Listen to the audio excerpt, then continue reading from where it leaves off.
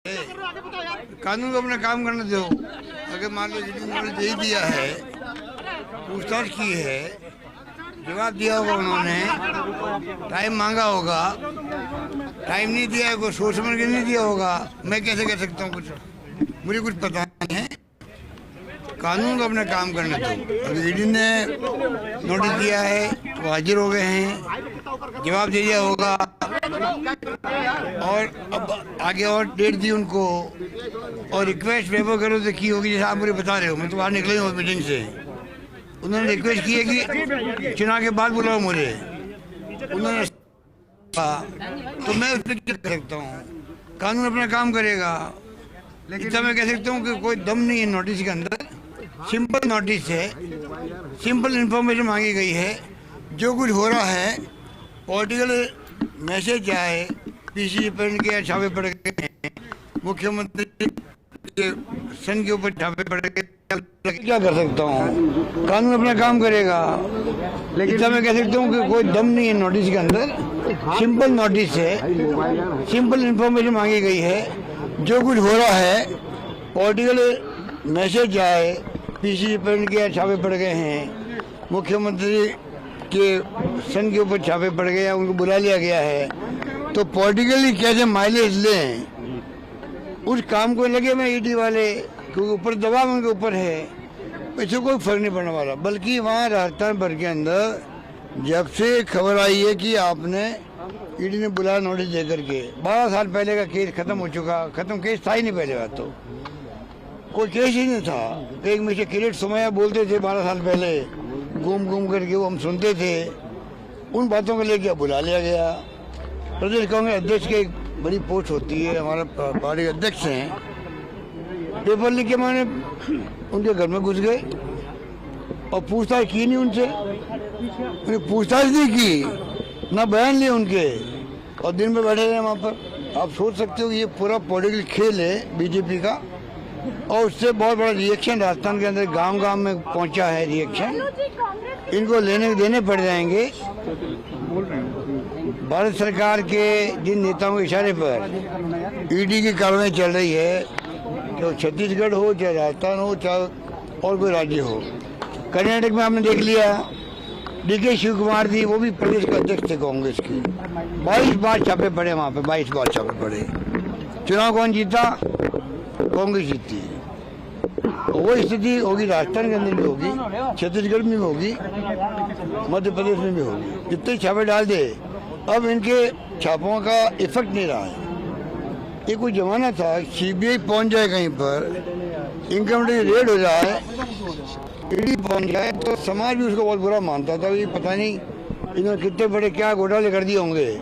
अब समाज को मालूम पड़ गया, पब्लिक को, कि ये खाली पॉलिटिकली माइलेज लेने के लिए, झूठा बदनाम करने के लिए इशारे पे खाली विपक्षी पार्टियों के नेताओं पे छापे क्यों पड़ते हैं। और जो विपक्षी नेता चला जाता है बीजेपी के अंदर, तो छापे पड़ना बंद, और वो बिल्कुल पाकसाफ हो जाता है। तो ये पूरी जनता को मालूम कर चुका है। जितना ये ऐसे काम करेंगे उतना फायदा हमें मिलेगा, इतना कह सकता हूँ। आपने ईडी के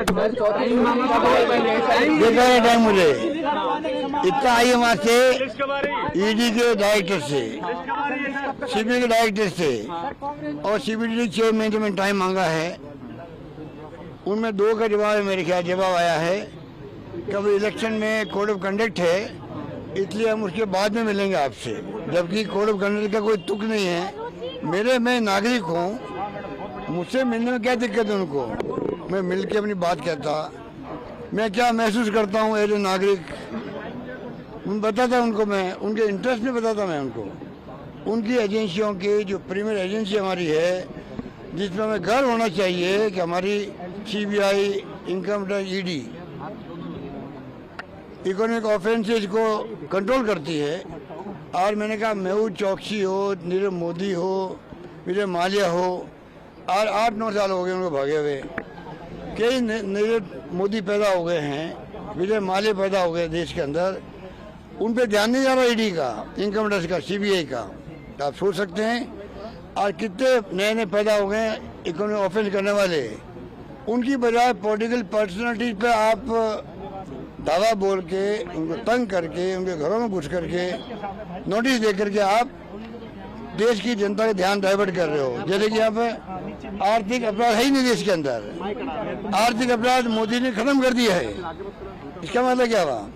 आर्थिक अपराध, मोदी जी की इतनी अच्छी नीतियाँ हैं, इतनी अच्छी कार्रवाइयाँ हैं, देश में अब आर्थिक रूप से कोई अपराध हो ही नहीं रहा है, अनियमितता हो ही नहीं रही फाइनेंशियल, और खाली जो पॉलिटिशियन हैं उनके ऊपर छापे पड़ रहे हैं, पूरी तरह एक्सपोज हो रहे हैं। ना देश के इंटरेस्ट में है ये, ना इन तीनों एजेंसियों के इंटरेस्ट में, मैं कह सकता हूँ।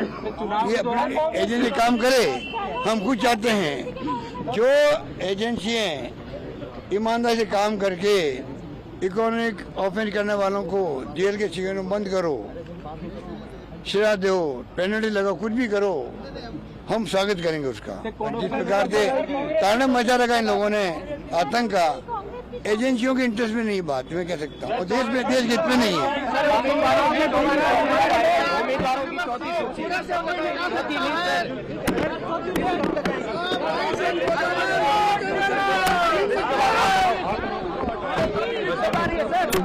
आप सुन रहे थे वैभव गहलोत को, जिस तरीके से ईडी ने बुलाया दफ्तर और 16 तारीख की अगली पेशी के लिए कहा गया है, उस पर मुख्यमंत्री अशोक गहलोत ने बयान दिया और कहा कि ये देश के हित में नहीं है।